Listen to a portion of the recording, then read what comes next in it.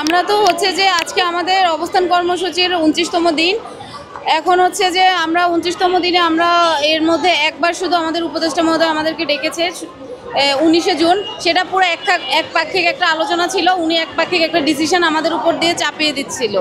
এত কিছুর পরে হচ্ছে যে ওনার সাথে কথা বলার পরে আমরা যেটা বুঝলাম যে ওনারা হচ্ছে যে এই আমাদের সচিব, আমাদের পিডি স্যার, আমাদের ডিপিডি স্যার, ওনাদের হচ্ছে যে দ্বারা নিয়ন্ত্রিত মনে হচ্ছিল আমাদের উপদেষ্টা মহোদয়কে।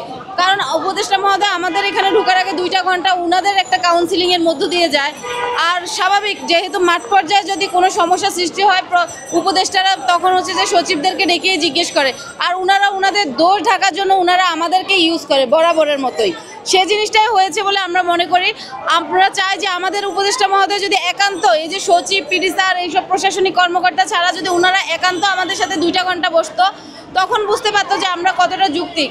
কারণ হচ্ছে যে আমরা তো কোনো কাগজের ভিত্তি ছাড়া কথা বলছি না, আমরা তো মৌখিকভাবে কোনো কথা বলতেছি না।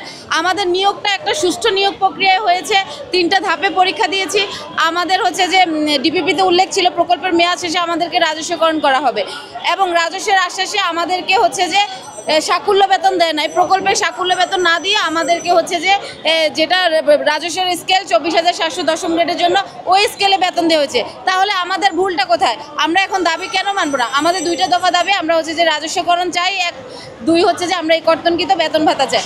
এখন আমাদেরকে হচ্ছে যে 19 তারিখের পরে 19 তারিখে আমাদের একটা উপজেলায়, প্রত্যেকটা উপজেলায় যেহেতু আমাদের অফিস, 19 তারিখে যখন আমরা দাবি মানিনি উপদেষ্টা মহোদয়ের, তখন হচ্ছে যে আমাদেরকে একটা হুমকি স্বরূপ একটা চিঠি পাঠায় প্রত্যেকটা উপজেলায় যেন হচ্ছে যে রবিবার থেকে আমরা অফিস করি, না হলে আইনানুগ ব্যবস্থা করা হবে। আমরা যারা হচ্ছে যে আন্দোলনের সাথে সম্পৃক্ত এবং হচ্ছে যে আমরা সবাই আন্দোলনের সাথে কম বেশি সম্পৃক্ত। আপনারা একটা জিনিস দেখবেন, হয়তো বলতে পারেন যে আপনাদের তো 1500-র মতো মেয়ে, তাহলে আপনারা এত কম কেন? শুনেন, এই যে লাগাতার আমরা কয়েকজন ছাড়া সবাইকে শিফট হিসেবে আনতেছি ঢাকা শহরের মতো একটা জায়গায়।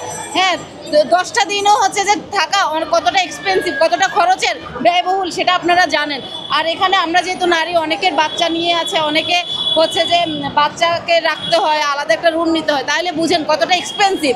তাহলে কিভাবে একটা মানুষ হচ্ছে যে এই 30টা দিন 29টা দিন এভাবে থাকবে? তাহলে বুঝেন এই কারণে আমরা শিফট করে আনতেছি এবং এটাকে ওরা ধামাচাপা দেওয়ার জন্য, আমাদেরকে প্রশ্নবিদ্ধ করার জন্য। যেটা বলতেছিলাম যে আমাদেরকে সেই প্রেক্ষিতে, হুমকির প্রেক্ষিতে 19 তারিখ আমাদেরকে রবিবার থেকে এই যে প্রত্যেকটা উপজেলা আমাদের ডিপিডি স্যাররা পর্যন্ত ফোন ধরে ধরে একজন অফিস সহায়ক থেকে কর্মকর্তাকে না পেলে হচ্ছে যে সহকারীকে ফোন দিয়েছে, সহকারীকে না পেলে অফিস সহায়ককে, পিয়নকে পর্যন্ত ফোন দিয়েছে, পিয়নকে না পেলে ইউনো স্যারদেরকে ফোন দিয়েছে। প্রত্যেককে ধরে ধরে ধরে ধরে ফোন দিয়ে ও কর্মস্থলে আছে কিনা সেটা দেখেছে।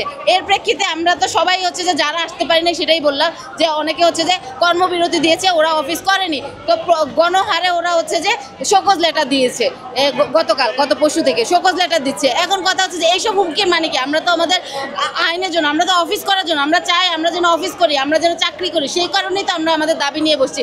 আমরা তো অফিস ফাঁকি দেওয়ার জন্য বসি নাই। দাবি আদায়ের জন্য বসলে কোন আইনে আছে যে শোকজ দেওয়ার নিয়ম? তাহলে তো সবার আগে ওনারা শোকজ খেতে হয়। ওনাদের হচ্ছে যে আইন, ওনাদের নিয়ম ভেঙেছে, যেটা ওনাদের লিখিত ছিল যে আমাদেরকে প্রকল্পের মেয়াদ শেষে রাজস্বকরণ করা হবে।